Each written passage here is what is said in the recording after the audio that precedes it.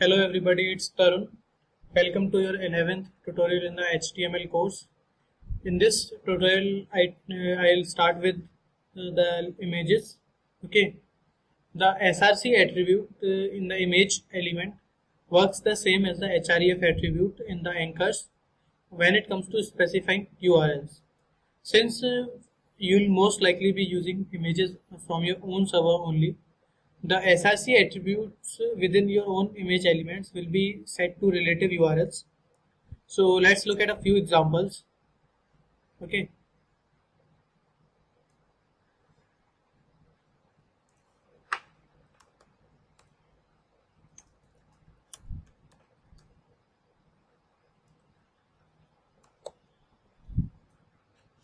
So img is a empty tag as you all know. So image SRC which is source. Then the image name, I am having image name pi.jpg. Okay. So what does this URL will say? It will say that look in the current directory which is HTML and look for the images in the directory which are having name pi.jpg. So now let me show you.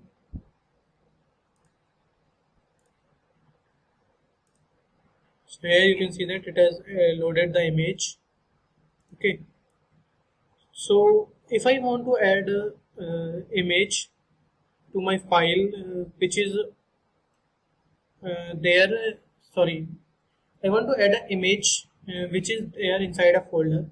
So first of all, let me tell you what I'm trying to say. So if I'm having this image inside my new folder, so how can I connect it to my web page? So I can connect it like this.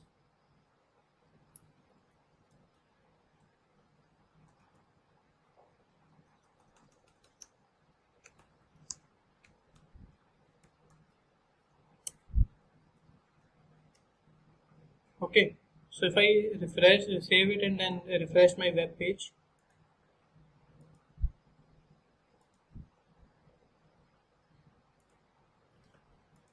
So here also you can see that it is now referring to the similar page, similar image only. So what if my file is inside my image file is inside the higher directory, then I can use this method again. Okay, so I'll use it in the page 2 document.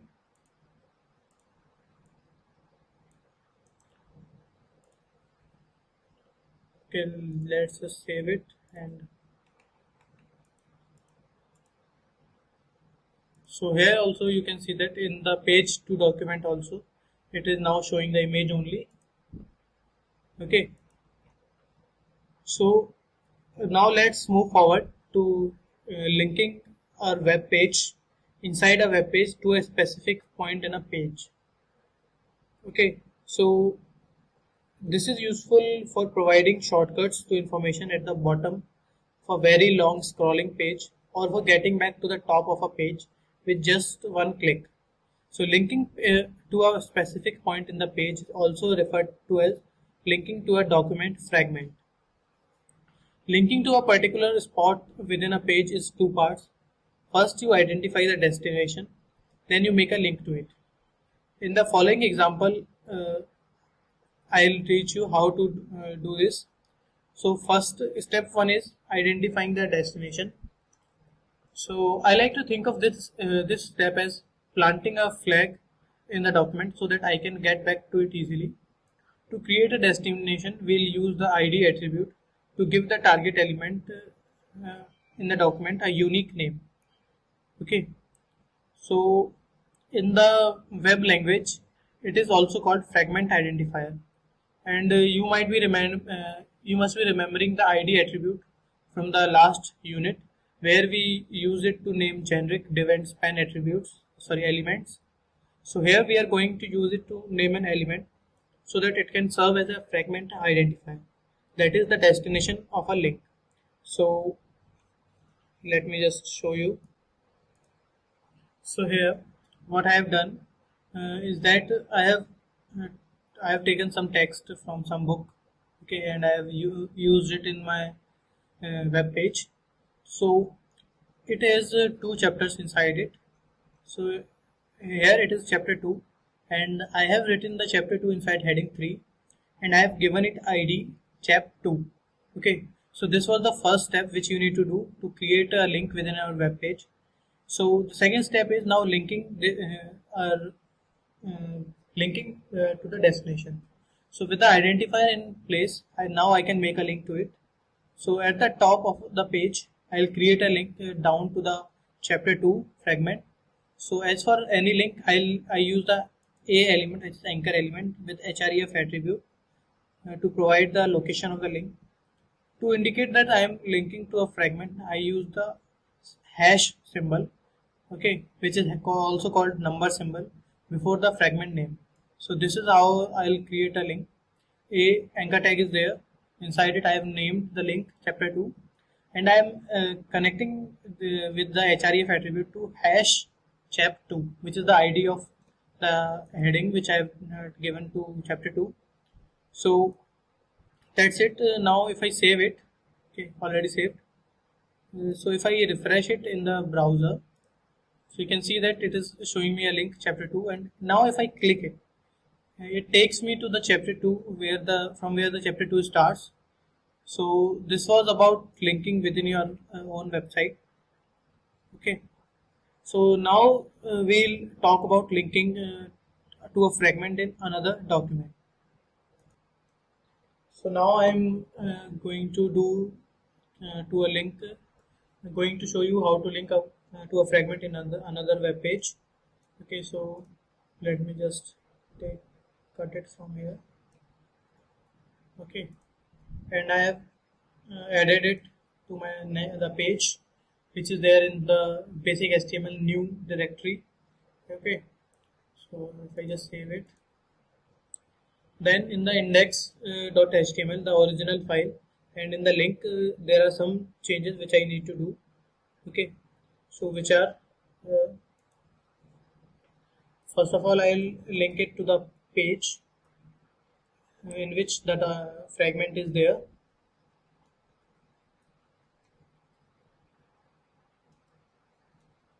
Okay, and then followed by the ID. Okay, so if I save it, and let me show you it in the browser. So you can see that, just wait.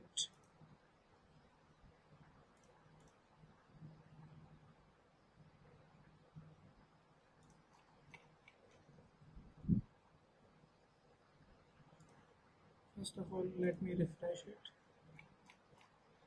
Okay, so if I now click to the link chapter 2, so you can see that it is taken me to the page 2, which is the second HTML document which we have created. Okay, so we'll move forward now to the next topic, which is targeting a new browser window. One problem with putting links on your page is that when people click on them, they may never come back. The solution to this problem is making the linked page open in a new browser window. In that way, your visitors can check out the link and still have your content available where they left it. So before I provide the instructions for how to do it, I am going to strongly advise against it. First of all, tabbed browsers make it somewhat less likely that users will never find their way back to the original page. Further, opening new windows is problematic for accessibility. New windows may be confusing to some users, particularly those who are accessing your site via a screen reader or a small screen device. And at the very least, new windows may be perceived as an annoyance rather than a convenience. Because it is common to configure your browser to block pop-up windows, you risk having the users miss out on the content in the new window altogether. So consider carefully whether you need a separate window at all, and I'll tell you how in case you have very good reason to do it. The method you use to open a link in a new browser window depends on whether you want to control its size. If the size of the window doesn't matter, you can use HTML markup alone. However, if you want to open the new window with particular dimensions of pixels, then you need to use JavaScript. So let's see how to make a new window with markup. To open a new window with markup element, to tell the you need to use the target attribute in the anchor element to tell the browser the name of the window and in which you want the linked document to open. So set the value of target to blank or to any name of your choosing. And remember that this was with this method you have no control over the size of the window, but it will generally open as a new tab or a new window the same size of the most recently opened window in the user's browser. Okay, so in this link, if I add target attribute, okay, and set it to blank. Here blank is the default or a standard way. So if I save it, and now let's see what happens to the browser. So if I click it, you can see that my chapter 2 opens in the new tab. Okay, so this was about in opening up a new window with markup. So now let's move forward to next topic, which is pop-up windows. It is possible to open a window with specific dimensions and various parts of the browser like Chrome are turned on or off. However, it takes JavaScript to do it.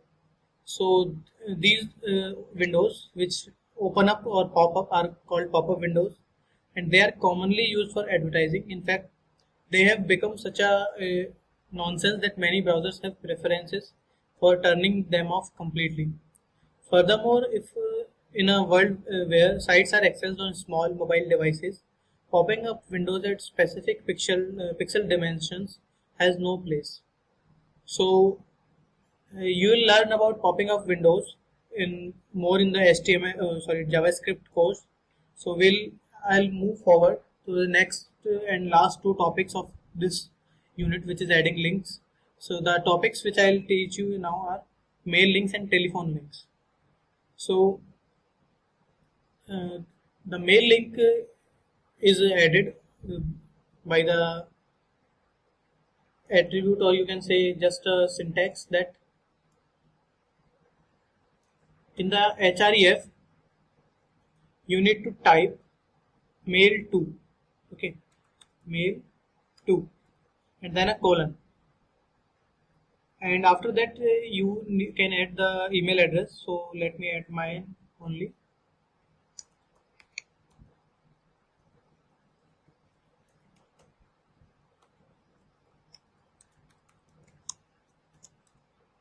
So this is my email address. Okay, so let me change the name of the link also. So if I save it, then let's see the change in the browser. So it shows the link email Tarun. So if I click it, okay, it will ask me to open the browser or to any application which is there in my system to email. Okay, so this was about mail links. The last topic in this unit is telephone links. So keep in mind that the smartphones people are using to access your website can be also be used to make phone calls. So why not save your visitors a step by letting them dial a phone number on your site simply by tapping on it on the page. So the syntax which is used tells scheme uh, and it is very simple. So just similar to this, here I need to replace it by tell, okay, and then I can add any contact number here. Okay, so this is not my contact number, do not call it. I just added terms randomly, and then so let me add some terms. Okay, and I'll change the link name to telephone number. Okay, so I'll save it and show it what happens in the browser. So if I click it, okay, so it is now asking me to launch Skype, because now I'm using it on my system. Then there is application Skype on which you can do calls. So it is asking the permission from my side. So you mobile users can tap this link and they'll get an alert box asking them to confirm that they'd like to call the number. And this feature is supported on most mobile devices, including iOS, Android, BlackBerry, Symbian, uh, Internet Explorer, Opera Mini. Okay, the iPad and iPod Touch cannot make a call, but they will offer to create a new contact from the number.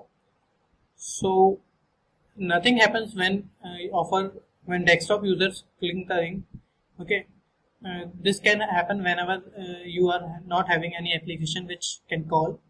So if that bothers you, you could have used a CSS rule that hides the link for non-mobile devices. So unfortunately, this is beyond the discussion of this course.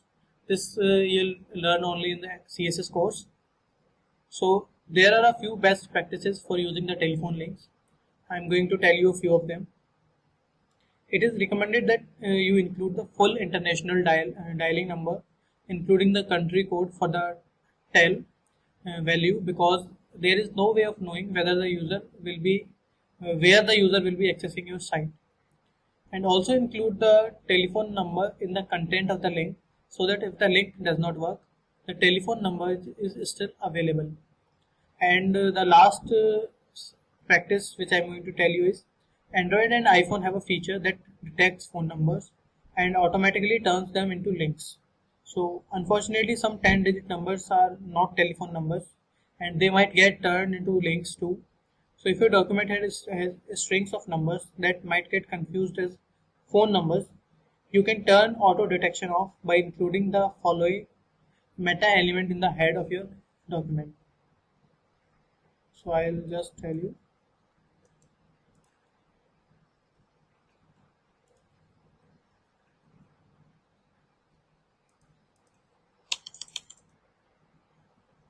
So here you can use this meta element to turn off the automatic detection. So this was all from my side in this tutorial and in this unit. In the next unit, I'll start with next unit, which is heading images. As I did with the earlier units, I have also attached some questions to practice up and clear your concept. So I'll suggest that you do them and practice them. So thank you guys for watching. I'll see you in the next tutorial.